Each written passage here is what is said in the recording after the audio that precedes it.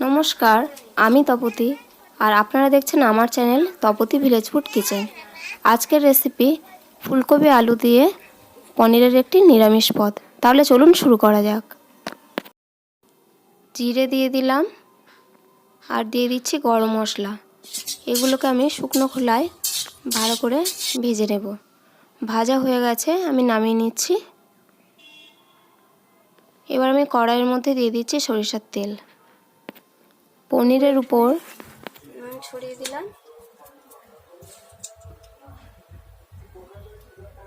আর দিয়ে দিচ্ছি একটু হলুদ।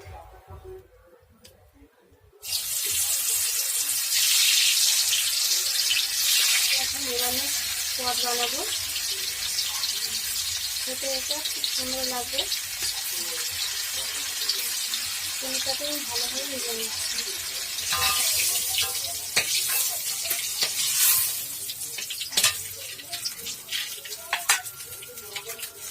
কড়াইয়ের মধ্যে দুটো তেজপাতা দিয়ে ভেজে ফোড়ন। আমি এখানে ফুলকপিটাকে আলাদা করে ভাজবো না। এবার আমি এর মধ্যে আলু দিয়ে দিচ্ছি।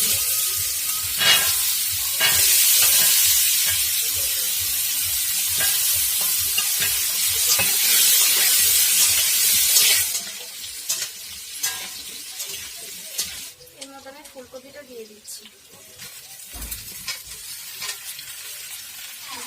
নুন দিয়ে নাড়াচাড়া করে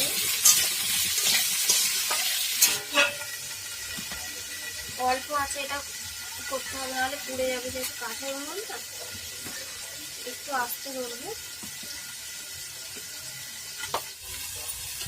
ঢাকনাটা আমি খুলে দিচ্ছি, নাড়াচাড়া করে দেবো।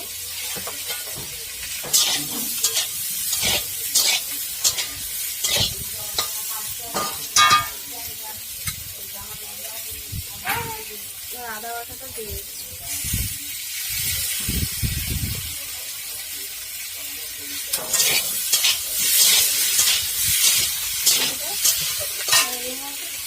হলুদ গুঁড়ো দিয়ে দিচ্ছি। আমি এখন বাচ্চি যাই আর চিনি দিয়ে ভালো করে আমি এটাকে মেখে নিচ্ছি। আর ইসিটা কি করছে দেখো, দেখো সেটা মশলা করছে। থাক, আমি করে নিচ্ছি।